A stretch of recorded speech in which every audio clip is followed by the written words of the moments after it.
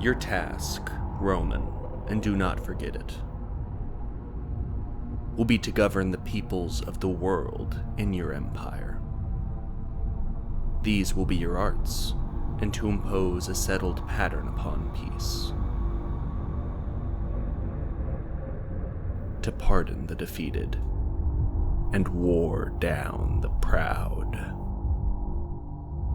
Abraham, I say unto you, give the heretics the sword, as I have given this land, Israel, to you and your people, and in repayment, you must wash it with the blood of the pagans.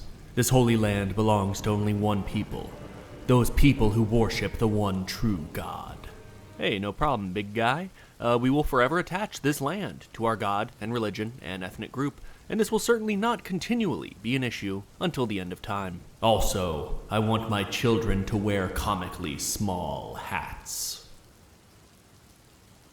Excuse me? I have commanded it. Now put this on. I feel silly. Holy shit, you're adorable, my little baby boy with his little baby hat. You're so precious. I love you. Kill the heretics for daddy? Okay. Hello, liberals. How are you? I'm well. Now I finally got an eraser, so let's get rid of this and let's get into business. Shut up.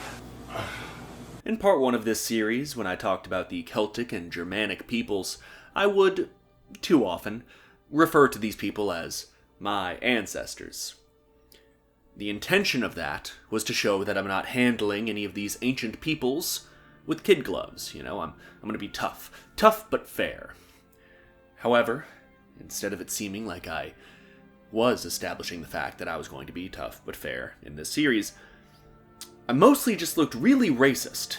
And not even in like a, God, I fucking hate Malaysians kind of way, but rather in the much more creepy, my glorious ancestors slept in the woods and fucked goats kind of way. I got banned from Twitter, so you can't see my tweets, so you can no longer conclusively prove that I am racist, or anti-Semitic, or misogynistic.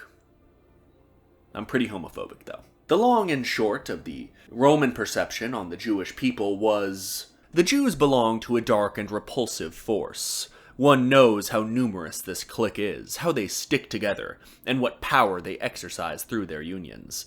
They are a nation of rascals and deceivers. Cicero. Yes, Marcus Tullius Cicero said that. The famed senator and orator and generally very, very cool dude who did everything he could to save the Roman Republic. I love him so much. I'm ride or die for my boy Cicero, so you're beginning to see how awkward this is all going to get. But really, the Jews were like any other people conquered by the Roman Empire, only more so.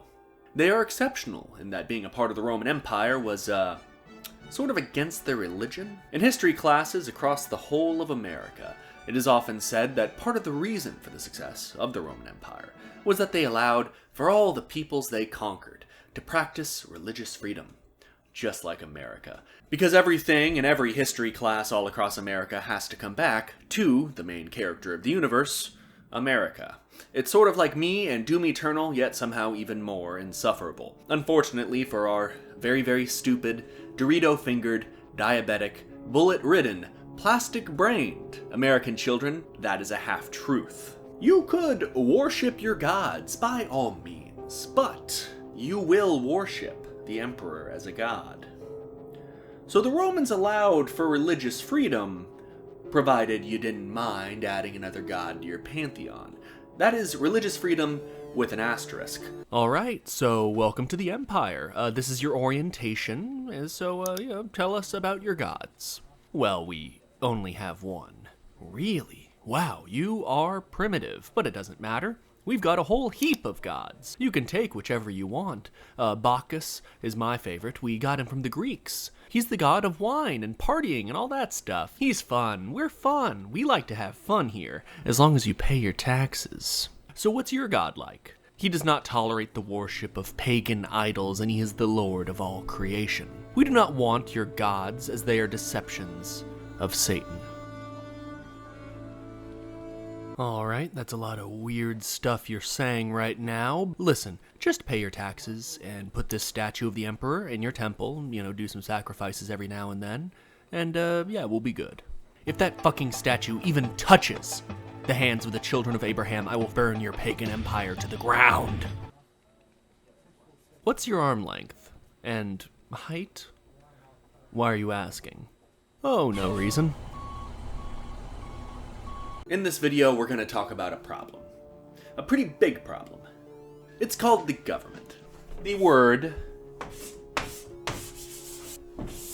theocracy was created by a Jew to describe the system of government in Judea, the polis from which the Jewish people originated. Some people have entrusted the supreme political powers to monarchies, others to oligarchies, yet others to the masses. Our lawgiver, God, however, was attracted by none of these forms of polity, but gave to his constitution the form of what, if a forced expression be permitted, may be termed a theocracy, placing all sovereignty and authority in the hands of God. This presents quite a few complications. You see, when Rome took over a place, they would try to sort of Romanify the aristocratic class. This is a problem. When the aristocratic class are the religious leaders. Judea was a tidy little empire going through a civil war when Gnaeus, he was a consul of Rome, Pompey, came upon it, and he supported one side in the conflict, but in return for his support, he annexed some of the territory and made the state of Judea a client kingdom. And as king of this kingdom, the Romans would install a man known as Herod the Great. Herod is a controversial figure, and you may know him as that guy in the Bible that massacred the village of Bethlehem looking for baby Jesus. That's not true. That is a lie. I know the Bible lied to you. Only I, a smarmy YouTuber, can be trusted to give you the truth. Please join my cult. We have plushies. Herod was a difficult pill to swallow for even the less extreme Jewish people. I told myself I was going to quit this stuff. Herod's family were actually converts to the religion. He was, as discussed, installed as king by a foreign power. He was also very Hellenic, and made Greek the official language of the nation. Herod tried. He rebuilt and expanded the Jewish temple in Jerusalem as a show of his devotion to his and his people's one true God. But the people would not and could not love Herod. He was a man chosen to rule over intensely religious and fundamentally intolerant people, while also having to appease an impatient imperialistic master abroad. The rebuilding of Jerusalem's temple was for Herod not only a means of solidifying his political dominance, it was a desperate plea for acceptance by his Jewish subjects. It did not work. Despite the rebuilding of the temple, Herod's unabashed Hellenism and his aggressive attempts to Romanize Jerusalem enraged pious Jews who seemed to never have ceased viewing their king as a slave to foreign masters and a devotee of foreign gods. Also, he died of an infected penis. Following the death of Herod, Octavian decided to annex the client kingdom. But the troubles had hardly begun. What Octavian did not understand was that he had annexed a ticking time bomb. Roman occupation never sat well with the Jews, and a faction of violent religious extremists emerged when Judea was annexed. These extremists were known as the Zealots. The ruling priests would struggle and finally bring the house down under the particular stresses of the 60s AD. Deprived of popular support because of their fealty to Rome, and of Roman support because of their inability to control the populace. I really cannot overstate how much the common Jewish dude hated the people that supposedly were in charge of their religion. Like the Sicarii, a splinter group of the Zealots, assassinated the Jewish high priest in 55 AD. It would have taken a tactical genius with a deft hand, tons of charisma, and a deep understanding of the Jewish people to disarm this bomb that had been made by Roman occupation. Instead, the governor of the region was a dipshit named Cestius Gallus. So the Judeans are having a festival tomorrow called Passover or something, I think. And I want some of your troops posted around, to keep an eye on things. Think you can handle that? Respectfully, sir, I don't think my men have the tact necessary to... Centurion, I will hear no more of this. I have utmost faith in our brave soldiers' ability to navigate a sensitive situation with... Hey, Jews! Eat pork, ya fucking nerds! That actually happened. A great many things were done by the Romans to incense the local Jewish population. The Romans erected military standards in the city of Jerusalem itself, to which soldiers would offer sacrifices. Caligula ordered statues of the emperor be placed within both the city and the temple itself. But the final straw came from a man named Gessius Florus, who had just been told that the emperor needed 400,000 sesterces. Go take more money from the Jews. Take? You mean tax, right? Tax more money. Oh, is that what we call it? Sure, do whatever you want. Well, how much do we need?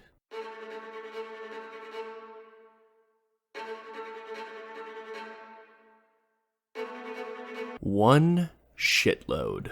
So, hey guys, the emperor needs money. Well, join the club. Between paying taxes to you and the priests, who weirdly enough were chosen by you, well, there's not much to go around.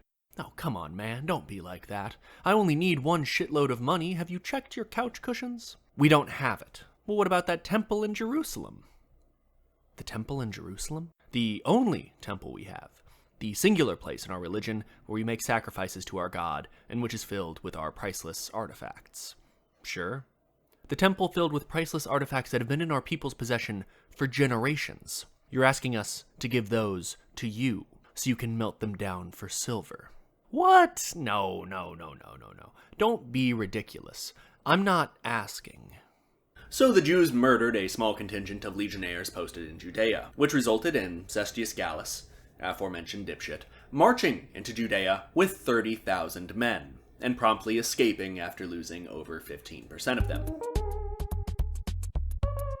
The Jews, now an open rebellion, were employing very ahead of their time military tactics called guerrilla warfare. That's right, the Jews captured a troop of guerrillas and taught them to love and fear the one true God via repeated Torah teachings, Seinfeld funny moments compilations, and liberal usage of Abigail Shapiro pictures. They then set these war guerrillas upon the Romans, which was their one weakness. Everyone can recall the famed Julius Caesar quote, "I came, I saw guerrillas, I left. Because fuck that." Now, there is a crackpot theory, sort of like aliens building the pyramids, but Judeans might have used the other type of guerrilla warfare. I think it's spelled differently. They might have used this guerrilla warfare, like hit and run tactics, using the geography and slow reaction times of Roman troops to their advantage. Historians remain unconvinced. I personally feel that war guerrilla erasure is a terrible, terrible thing. Much like tactical femboy erasure. Cleopatra was black. It came to me in a dream. What is important to note is this put the Jewish priests in a very awkward position. Do you, as a wealthy and powerful priest, support the Roman government which has empowered you, or the common people who fight on the side of the god that you claim to worship and conduct sacrifices for? Most rebellions, and obviously this is super broad, but there's most rebellions of the Roman Empire came from the top. Because most common people don't really give a shit where the taxes go. They just want safety, security, and to not be taxed too fucking hard. What generally happens is powerful people, usually a governor or a general, sense sort of an imperial weakness, and they try to carve out an independent state so they can keep some of those sweet, sweet taxes to themselves. But the Jewish rebellion started at the bottom, and was very much not something the ruling people in the area wanted. This was Josephus Flavius's problem. Oh my god. Who'd have thought that a damp paper towel is a better eraser than a cat or a shoe? I don't know why I added an apostrophe, just because I was saying Josephus Flavius is, like, it's not possessive. Josephus Flavius does not own this chalkboard. Josephus was descended from the ruling family in the old Judean Empire, the Maccabees. He was intelligent, had lived in Rome and spoke Latin, and as an aristocratic priest, he was empowered by the status quo and certainly didn't wish to change it. So you could imagine how he felt about the Zealots, but his biggest concern about all of this was pretty clearly a suicide mission. Even after Cestius Gallus ran away with his tail between his legs, Josephus knew what the Jewish people had set into motion. Josephus did side with rebels, trying to be a moderate voice, but the situation would continue to escalate. Josephus took command of Galilee, a Jewish majority region to the north of Judea, which also was an open rebellion, and there was a problem. Cestius Gallus was a joke, and now Rome was sending the real fucking deal. This guy is a fruit. Father, he's the emperor of the greatest empire on earth. Of course he's a fruit, and a fucking weirdo, but you don't say that out loud. Back in the good old days of the Republic, I'd be calling the shots. Back then, strength won power. Your mommy didn't scheme to get it for you. And while this fruity fuck was learning to play the liar, I was bathing in the blood of barbarians in Britannia. Yeah, you really shouldn't take baths in blood. And now I get dragged to the tyrant's concerts. And am compelled to clap at his madness. Dad, there's a lot to be said for Greek poetry and music. It's really deep and rich, and you're a soy boy, son. Okay. You know that thing you do when you're bored and happy and sad? Drink to excess? Yeah, just do that, okay? Emperor Nero's up his ass, you're in your cups. It's a good system. It works.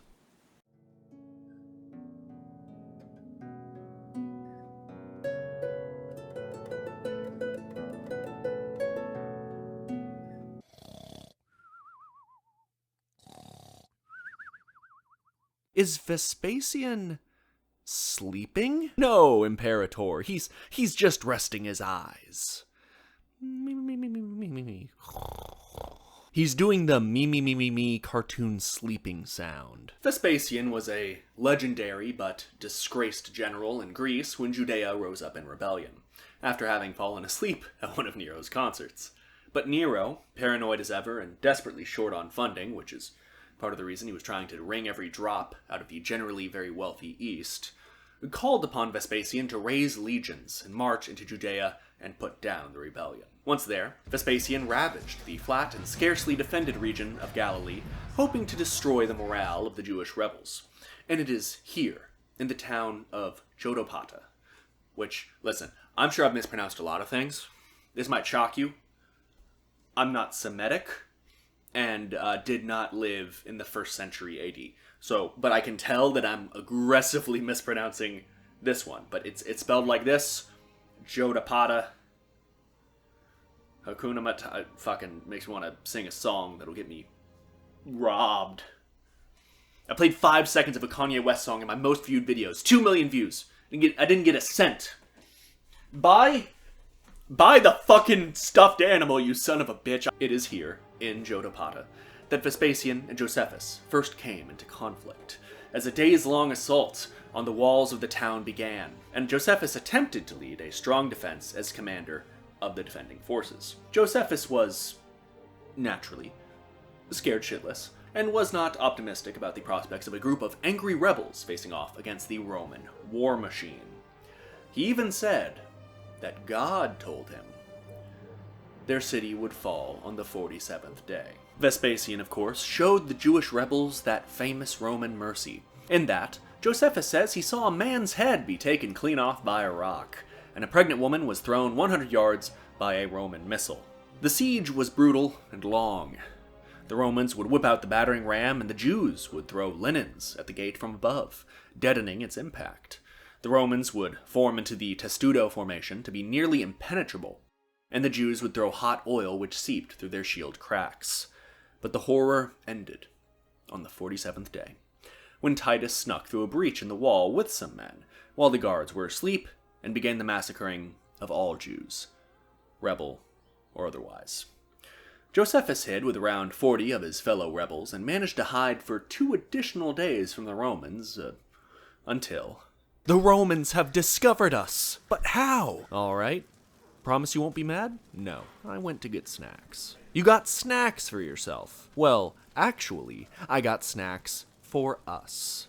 But not anymore. We're going to be crucified. Yes, but you will be crucified on an empty stomach now. Have fun with that, dick. When I chose to lead you, it was against my better judgment. But who here has never done that which is foolish, for the good of their brothers and sisters? We're fools, all of us, and that is what makes us human. But our God is no fool, and has been sending me visions. This war is lost, and we should surrender. Rabble. We're not going to surrender. We should all kill ourselves. Rabble. Suicide is a sin. And besides that, suicide is, really bad for you. You got a source for that, buddy? A source! It's suicide!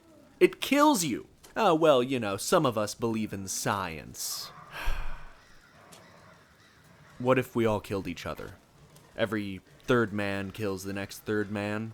Then it's not suicide, I guess, and not a sin, somehow.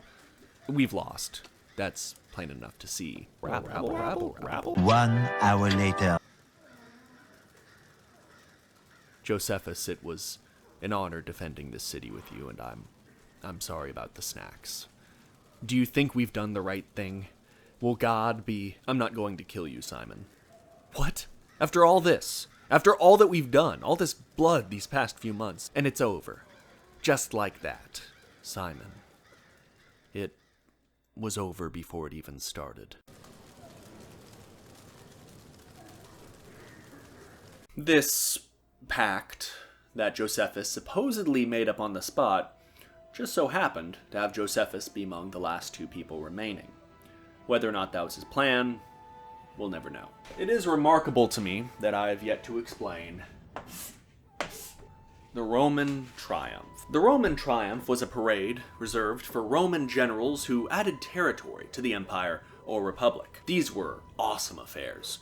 Parades consisting of murals depicting epic battles, loot from the territory, prisoners, animals from the area, and most notably, the king or queen of the conquered territory was paraded through the streets in chains until they reached the end of the parade at the foot of the temple of Jupiter, and...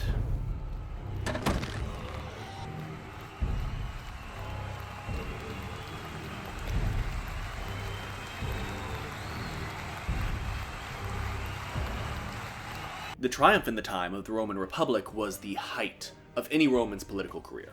If you want to be elected for any position, you give the people a fucking show. Imagine you're just some random dude in the middle of Italy, and then Julius Caesar's like, hey, here's an elephant, look at all this gold I got. It's a big deal. It gets attention. The triumph became much more rare in the time of the empire, as the emperor, naturally, was generally, I'm not speaking for everyone, but most of them, were far too busy eating grapes and fucking eunuch boys to go do all that icky war stuff.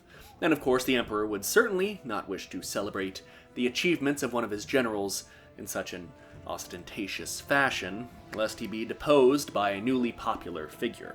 Nero, considering he was very paranoid, particularly near the end when this happened, would almost definitely not allow for a triumph for Vespasian and Titus, but I can only imagine as Josephus was marched through the streets of Jotapata and begged for a private audience with Vespasian, that he was mulling over the very, very real possibility that in the near future, he was going to be choked to death in front of a cheering crowd. Thank you for granting me this private audience, Emperor Vespasian. What? Oh yeah, you're just some provincial. I'm not the emperor, I'm just some guy. Well, I may be early, but I'm not wrong. What are you saying? I'm saying there's a prophecy, and if my interpretation of it is correct, then Emperor Nero will soon die, and you will be declared Emperor of Rome. So I'm angry. Obviously, because you're either an idiot or a brown-noser or both, but I'm mostly fucking confused. This is how you choose to try to save your skin? I ought to fucking flay you with a potato peeler. Don't insult my intelligence. I think he's being serious, Dad. Seriously dumb. Write that one down, son. I also prophesized the city would fall in 47 days. And it did. Bullshit. No, he told me this earlier. I interrogated dozens of Jews. They've all confirmed that he's been saying that since the siege started. Wow, you sound like a buzzkill. Anyway, I offer you the chance to flay a man with a potato peeler, and you throw it away. My God, you're the soyest boy to ever soy. So what, I gotta not kill you in order to become emperor or something? Is that what your God or your holy book said? Oh, you can kill me. It won't change anything. You will be the emperor of Rome before Jerusalem falls. The dynasty of Julius Caesar is coming to an end. You will be emperor, and your son will follow. And as for me, well, I'm just some provincial. Alright, you can live. Vespasian and his son Titus continued to ravage Galilee, but many managed to escape their wrath and flooded into Jerusalem for safety.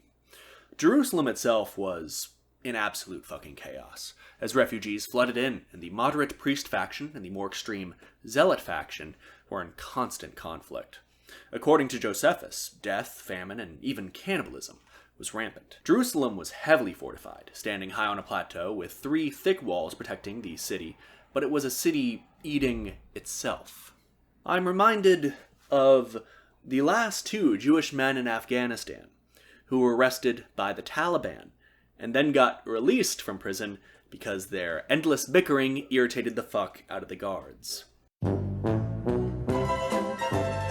Following the total destruction of Galilee, Vespasian and his army were wintering in Caesarea. The soldiers beneath Vespasian advised that they strike Jerusalem now, overwhelm the disorganized rebels with numbers, and crush! Vespasian responded with a caution typical of the Roman commanders we meet. What his junior officers really wanted, he mildly chastened, was to make a macho theatrical show of their skill and weapons. They did not realize that the course they advocated was needlessly dangerous.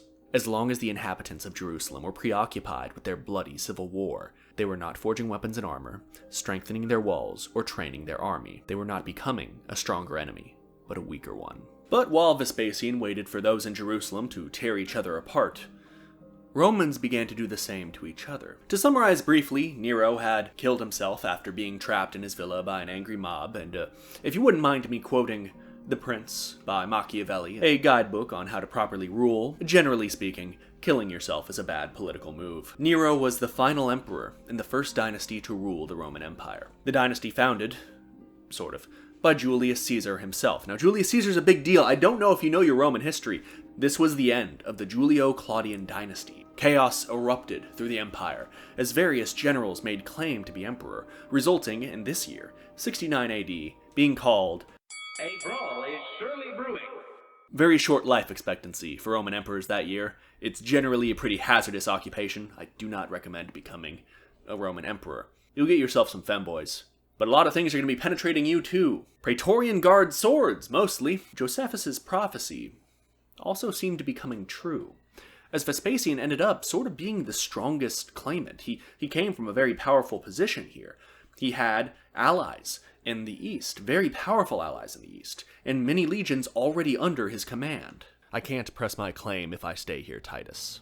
I leave this war to you. Okay, we will wait here in Caesarea for those in Jerusalem to further weaken themselves as you wished. The time for waiting is over. We need victory, and now. But I'm just a soy boy. You're no soy boy. You're a soy man.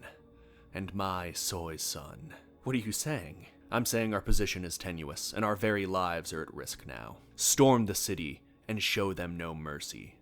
Our dynasty depends on it. And so, in 70 AD, Vespasian was declared emperor by the Senate, and his now heir apparent, Titus, drew up his legions outside the wall of Jerusalem. The 5th, 10th, 15th, and 12th legions, nearly a quarter of the entire Roman army at that time, was now devoted single-mindedly to the destruction of Jerusalem, and with it, the legitimization of a new dynasty. But I don't know why. The city was already destroyed before they got there. During the years of infighting, according to Josephus, the city became a desolate no-man's land where they flung themselves at each other's throats, and almost all the grain, enough to support them through many years of siege, went up in flames. It was hunger that defeated them, a thing that could never have happened if they had not brought it upon themselves. Hey, were we fighting a war? Yeah, I'm stabbing you right now, dude. Yeah, but like, against the Roman Empire. I'm pretty sure I'd remember fighting a war against the Roman Empire. Josephus at one point approached the walls and shouted at his brothers behind it, imploring that they sue for peace, so that Jerusalem may not be exposed to the Roman lust for gold and vengeance. In response, they threw rocks at him. They actually severely fucked him up with rocks, and they shouted at him, there would be no surrender of Jerusalem, much to Josephus's chagrin. And as for Titus, his father had spent years attacking Galilee, and the reason for this, according to Titus, was because he wanted the people in Jerusalem to come to their senses and surrender and stop this from becoming a longer, bloodier war than needed. So it had become clear to Titus that only one thing was going to end this war: total destruction. I could go over the siege. I don't really tend to go over the battles in detail, even though, like, if you'd like to learn more about it, there are resources. Check out the pinned comment for the link to buy my plushie. And also, because I'm going to talk about all the books I used in research for this video. But let's be real. The video is, well, it's running long. Even for my standards. And, well, I think we all know where this is going, so let's just skip to the end. The Romans brought their standards into the temple area, and erecting them opposite the east gate, sacrificed to them there, and with thunderous claim hailed Titus as imperator. So laden with plunder was every single soldier that all over Syria the value of gold was reduced by half. The plunder from Jerusalem and the Jewish temple would go on to fund the construction of the Flavian Amphitheater. You know it today as the Colosseum. Titus returned to Rome in triumph as the many treasures taken from the Jews were paraded through the streets, and rebel leaders, save for Josephus, were strangled in those same streets shortly afterwards. The second Jewish temple, the center of Jewish religion, was destroyed, which irrevocably changed the nature of Jewish worship to this fucking day. Their ancient relics and wealth were looted by pagans. You would think that this rebellion, well, it certainly wouldn't cause the Romans to look at the Jews with kindness. They would hate them more than ever. You would think that it would have revealed, though, some aspects of the Jewish religion to the Romans. They would gain some level of understanding when they see, how much the Jews dragged this out, how big of a deal it was to them. You'd think there would have been some education that happened after this. No, they didn't do that. The Romans didn't give a fuck about the Jews and continued to get things wrong about them all the time, to a bewildering degree. Tacitus wrote in his histories, just a few decades after the rebellion, that the Jews worshipped Dionysus, the Greek god of wine and parties and shit. So that's fucking weird. Tacitus just didn't care, and he literally just shit on the Jews for 3 chapters in his histories. It's crazy. It's if I started tearing into the Mexicans for being Muslim. I'm angry? I don't know enough to be angry in a way that's effective at all. The Jews were perceived by the Romans to be intolerant and haughty, and apparently, according to this Tacitus account, hedonistic. They were seen to be incapable of cooperation and assimilation into the empire. The Jews would continue to be misunderstood by the empire. Then they'd rebel again. Then Emperor Hadrian would send his boots to the dry cleaners to get all the dried blood off, and they'd get subjugated some more. The Flavian dynasty would be the second dynasty of Rome, and Titus would follow in his father's footsteps. And Josephus would go on to chronicle the history of both the Jews and the Jewish rebellion he was, at one point, a leader of. A famous saying is that history is written by the victors. The less poetic, but much more accurate truth is that history is written by the writers. The rebellion of the Jews did not lead to religious freedom, but rather an unprecedented amount of religious repression by the Romans that really was not seen with any other religions at that time. Josephus, in his writings in the history of the Jews and their rebellion, has a very unique claim to fame. He is among the first to ever write about a very famous figure who would go on to change Rome forever. And Albinus was but upon the road, so he assembled the Sanhedrin of judges, and brought before them the brother of Jesus, who was called Christ.